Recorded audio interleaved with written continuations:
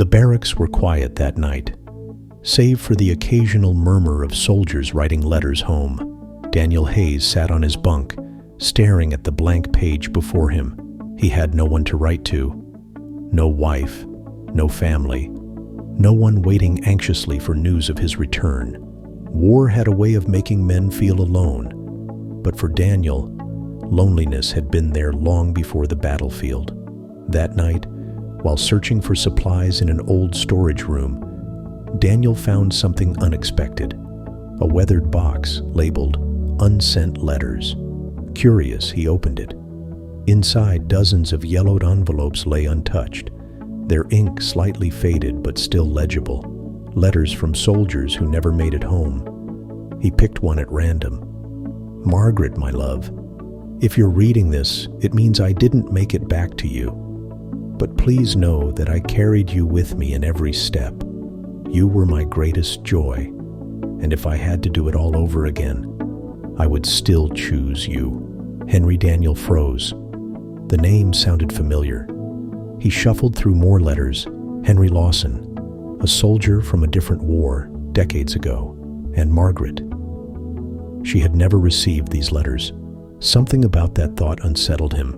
A woman had spent years grieving, never knowing that her husband had written to her until his last breath. The weight of it pressed against his chest. For reasons he couldn't explain, Daniel made a decision. That night, instead of staring at a blank page, he picked up his pen and wrote, "Dear Margaret, you don't know me, but I knew your husband. Henry was a great man, one of the best I ever served with. He spoke about you often, how your laughter could light up a room, how he missed the way you'd hum while cooking. I found some of his old letters and felt it would be wrong for them to remain unread. If you'd like, I can share some of the memories he told me about you. A friend." He mailed it the next day, unsure if she would even respond. 2 weeks later, a letter arrived. "Dear friend, I don't know who you are, but thank you. For years, I thought Henry's words had been lost forever. If you truly knew him, then I would love to hear the stories you carry. Margaret." Daniel hesitated. He had never met Henry, but something about Margaret's words, her longing for a connection, made it impossible to stop. So he wrote again. He told her about Henry's bravery, his humor, the way he once saved a stray dog during the war and named it after their hometown.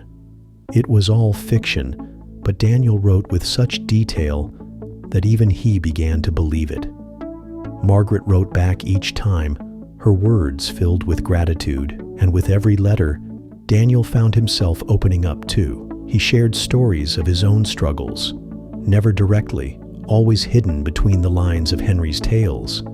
He spoke of loneliness, of fear, of the weight of loss. Margaret responded with kindness, offering wisdom in return.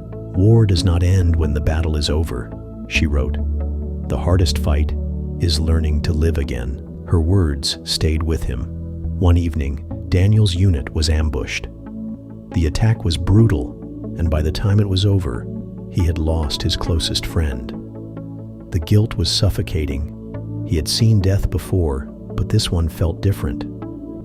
For weeks, he couldn't bring himself to write to Margaret. What could he say? That he was breaking? That he had sent letters to comfort her but now felt he was the one who needed saving? Then, one evening, he found a letter from her waiting on his bunk.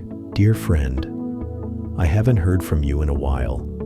I don't know what burdens you carry, but if writing to me has helped you even a little, then I hope you won't stop now. You don't have to pretend anymore. If you need someone to listen, I'm here."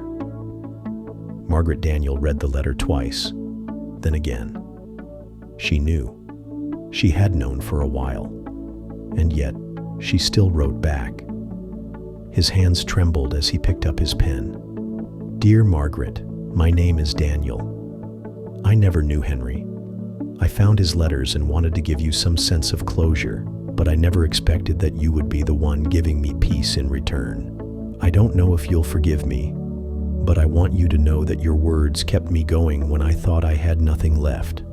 If you'll have me, I would like to be the friend you thought you found in me." He mailed it the next day, unsure if he had just lost the only real connection he had. A week later, a letter arrived. "Dear Daniel, you have been my friend long before you ever signed your real name. Come visit me. I'll be waiting. With love, Margaret." For the first time in years, Daniel packed his bags for home, knowing that healing doesn't always come from winning battles. Sometimes it comes from finding someone who sees your scars and loves you anyway. Sometimes the greatest healing comes from the most unexpected connections. In trying to help someone else, we often find the courage to heal ourselves.